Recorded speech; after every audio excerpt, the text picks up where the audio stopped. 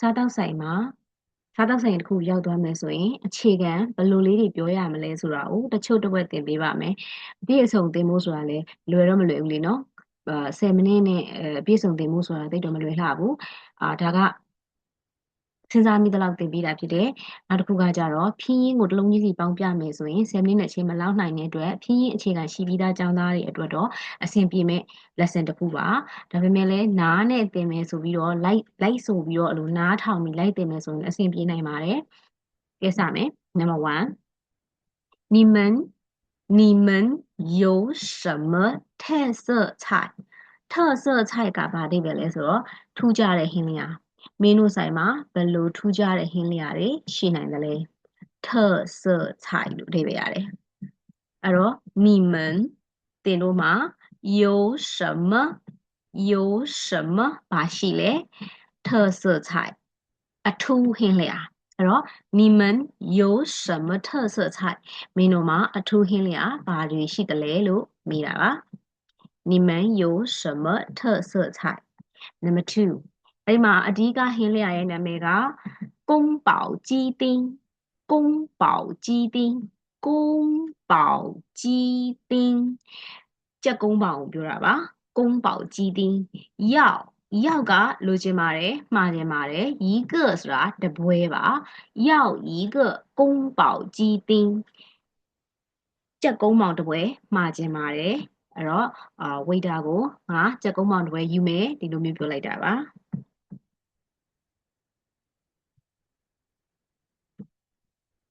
နောက်တစ်ခု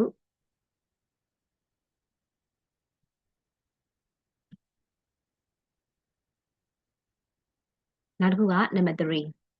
我想吃些蔬菜我想吃些蔬菜အဲ့ဒီမှာ蔬菜ကတက်လို့ sorry 蔬菜ကဟင်းသီးဟင်းရွက်လို့အဓိပ္ပာယ်ရပါတယ်ရှဲဆိုတာတချို့လို့အဓိပ္ပာယ်ရပါတယ်吃စားသည်我想ဆိုရင်ကျွန်တော်စားချင်တယ်ပေါ့我想吃အရှိကဒီသုံးလုံးပေါင်းပြောရင်我想吃ကျွန်တော်စားချင်ပါတယ်တရုတ်စာအနေနဲ့ဆိုရင်ဒီအောက်ကသုံးလုံးမှာ我想吃ကျွန်တော်စားချင်ပါတယ်ရှဲတချို့蔬菜蔬菜ရှာလိုက်ပြီးတော့နှခမ်းလေးထော်ပြီးတော့蔬菜蔬菜ကျွန်တော်ဟင်းသီးဟင်းရွက်တချို့စားချင်ပါတယ်အသီးရွက်ဟင်းတချို့စားချင်တယ်လို့ပြောတာနော်我想吃些蔬菜我想吃些蔬菜 number 4ဆက်တင်ပါမယ်有什么忌口的吗မစားတဲ့အစားအစာရှောင်တဲ့အစားအစာ忌口忌口忌口有什么ကဘာရှိလဲ忌口的吗မဆိုတာလားတမမစားတဲ့ရှောင်တဲ့အစားအစာတွေရှိသလားဒါကကြတော့ဆိုင်ကလူကိုမေးတာသူမကိုနဲ့တူတူသွားစားတဲ့လူကိုနေမစားတာဘာရှိလဲဒီလိုမျိုးလှည့်မေးခြင်းလည်းမေးလို့ရတယ်စကားလုံးမျိုးပါ有什么忌口的吗有什么忌口的吗有什么忌口的吗 Okay ဒီ number 3နဲ့ number 4ကကြတော့我想吃些蔬菜ကျွန်မကျွန်တော်ဟင်းသီးဟင်းရွက်စားချင်ပါတယ်အရွက်ကြော်အသီးကြော်စားချင်တယ်ပေါ့ number 4有什么忌口的吗မစားတဲ့အစားအစာရှောင်တာတွေရောရှိသလားဒီလိုပြောတာပါ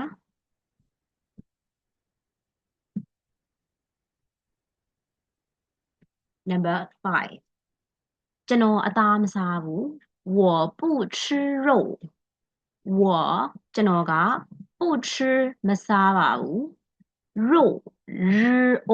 肉我不吃肉ကျွန်တော်အသားမစားဘူး我不吃肉ကျွန်တော်အသားမစားဘူးအဲ့တော့အသားမစားတဲ့သူတွေဆိုရင်ဒီစကားကိုကြက်ထားလို့ရပါတယ် number 6请少放点油最好清淡点儿请ကျေးဇူးပြု၍少放ဆိုတာနည်းနည်းပဲထည့်ပါ少放点ဆိုတာနည်းနည်းပဲထည့်ပါဘာကိုလဲဆိုတော့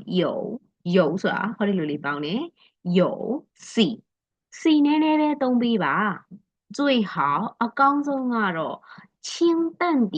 ပေါ့ပေါ့လေးပေါ့清淡清ဆိုတာပေါ့ပါတယ်တန့်ကလည်းအရသာပေါ့တယ်ပေါ့清淡点ဆိုတော့ချင်းကန်းဆက်ကြီးတွေမဟုတ်ဘဲနဲ့အရသာပေါ့ပေါ့လေးပဲချက်ပေးပါဒါဆိုလို့ဆိုအရင်နေမကောင်းဖြစ်ပြီးသွားပြီဂဒွင်းကအဆက်တွေအငန်တွေအချင်းတွေမစားချင်ဘူးဆိုရင်ဒီလိုလေးပြောတတ်တယ်最好清淡点最好清淡点ပြန်ပြောပါမယ်请ကျေးဇူးပြု၍少放点နည်းနည်းပဲထည့်ပါဘာကိုလဲ有စီနည်းနည်းပဲသုံးပေးပါလို့ပြောတယ်အဲ့တော့စီနည်းနည်းပဲသုံးပါဆိုရင်请少放点油နောက်တစ်ခါပြန်ပြောမယ်请少放点油最好အကောင်းဆုံးကတော့清淡点အရသာပေါ့ပေါ့ပါပါလေးပဲလုပ်ပေးပါ最好最好အကောင်းဆုံးကတော့清淡点အဲ့တော့တရီအန်点အဲ့မှာလေးလိုက်တယ်ရှာလိပ်ပေးတယ်မယ်清淡点清淡点少放点油အဲ့အပေါ်ပြန်သွားမယ်ကျေးဇူးပြုပြီးစီနည်းနည်းပဲသုံးပေးပါအကောင်းဆုံးကတော့အရသာကိုပေါ့ပေါ့လေးပဲလုပ်ပေးပါလို့ပြောချင်တယ်ဆိုရင်ဒီ sentence ကိုချက်ထားမယ်请少放点油最好清淡点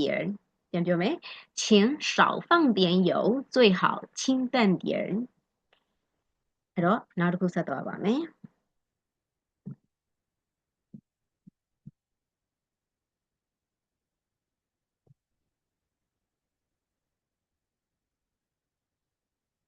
အဲ့တော့ထမင်းအရင်ချပေးပါဒီဘယ်လိုပြောမလဲထမင်းအရင်ချပေးပါထမင်းက米饭အရင်ဆိုတဲ့စကားလုံးက先ဘာနဲ့အတန်တူလဲဆိုတော့ရာကောက်ဟတ်ထိုးနဲ့တက်ဝတ်စနှလုံးပေါက်先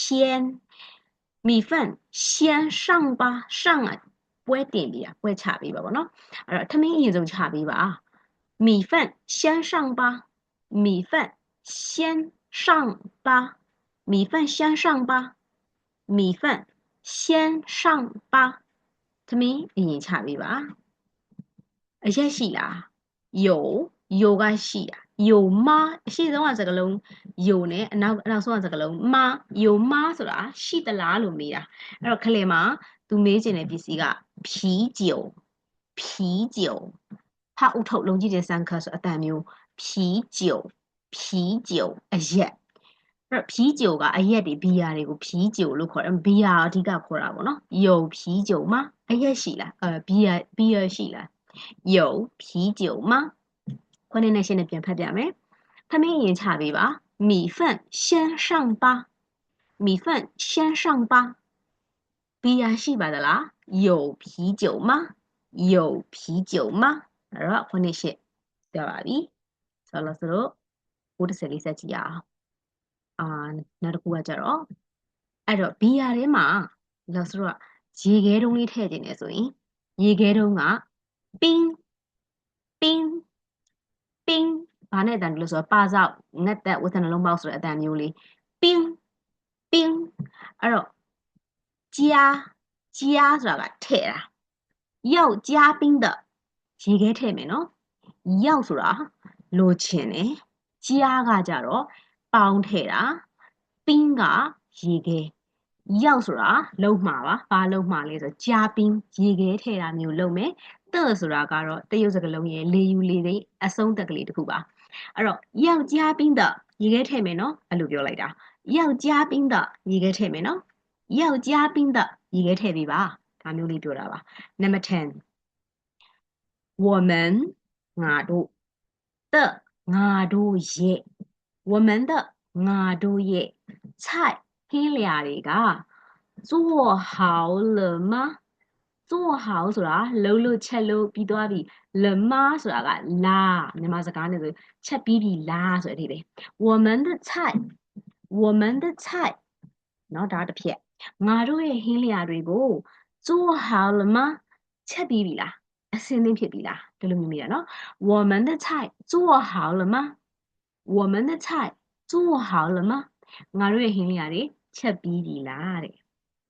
Okay ဒီနေ့တော့ဆိုတာ1 to 10ပဲသင်ပေးပါမယ်စားတောက်ဆိုင်နဲ့ပတ်သက်တဲ့ sentence အားလုံးပေါင်း25 line ရှိပါတယ်စုစုစည်းထားတာပေါ့နော်25 line မှာဒီ video clip လေးကိုစာကြရတဲ့လွယ်အောင်လို့ဆိုပြီး1 to 10အထိပဲလုပ်ပေးထားပါတယ်အဆင်ပြေပါစေလို့မျှော်လင့်ပါတယ်